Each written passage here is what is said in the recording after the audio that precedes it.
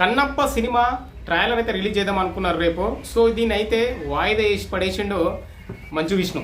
So ఎందుకు మరి ఉన్నట్టుండి వాయిదా ఎందుకు వేసిండు? అసలు ట్రైలర్ లాంచ్ కోసం కూడా చాలామంది వెయిట్ చేస్తున్నారు. ఏమైంది అని చూస్తే ఈరోజు జరిగిన ఒక దుర్ఘటన.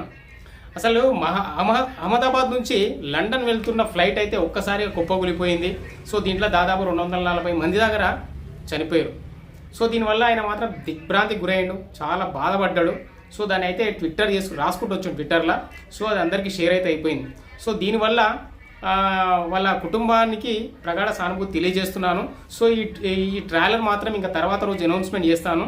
సో ఈ బాధలో ఈ ట్రైలర్ రిలీజ్ చేస్తే బాగుండదు అని చెప్పేసి అయితే ఆయన మెన్షన్ చేసిండు. సో గ్రేట్ అని చెప్పొచ్చు మనం మంచు విష్ణుకి. ఎందుకంటే ఒక సిటిజన్గా తనకు ఒక ప్రత్యేకమైన ఒక గుర్తింపు అయితే వస్తుంది. దీన్ని మాత్రం నిజం చెప్తున్నా. ఎందుకంటే ఇంత పెద్ద ఒక ఇన్సిడెంట్ జరిగిన తర్వాత దాన్ని తన కుటుంబంలోకి జరిగినట్టుగా తీసుకొని ఆయన చేయాల్సిన కార్యక్రమాలను కూడా పక్కన పెట్టి మరి వాళ్ళకి సానుభూతి తెలియజేసింది. సో గ్రేట్ మంచు విష్ణు ఈ విషయంలో.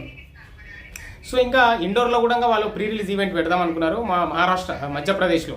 సో అది కూడా క్యాన్సిల్ అయిపోయింది. సో టోటల్గా అయితే వాళ్ళు అనుకున్న ప్లాన్స్ ఏవైతే ప్రీ రిలీజ్ కానీ ట్రైలర్ కానీ ఇవన్నీ పోస్ట్పోన్ అయితే చేసుకున్నట్టు తెలుస్తుంది. తెలవడం కాదు, ట్వీట్ చేసిండు ఆయన. సో ఇదే అన్నట్టు ఈ విషయంలో కన్నప్ప టీంని అయితే చాలామంది అప్రిషియేట్ చేస్తున్నారు. సో గ్రేట్ అని చెప్పేసి. ఎందుకంటే నిజంగా ఇలాంటి వాళ్ళు ఉండాలి మన దేశం కోసము, మన ధర్మం కోసము. ఇలాంటి మన పక్కన ఇంత ఒక విస్ఫోటనం జరిగినప్పుడు దాన్ని స్పందించే గుణం ఉండాలి అని చెప్పేసి అయితే తనని మాత్రం ఇంకా మంచు విష్ణుని మాత్రం పొగడతలో ముంచెత్తుతున్నారు జనాలు. సో మీరేమనుకుంటారో కూడా కామెంట్ చేయండి. జై హింద్.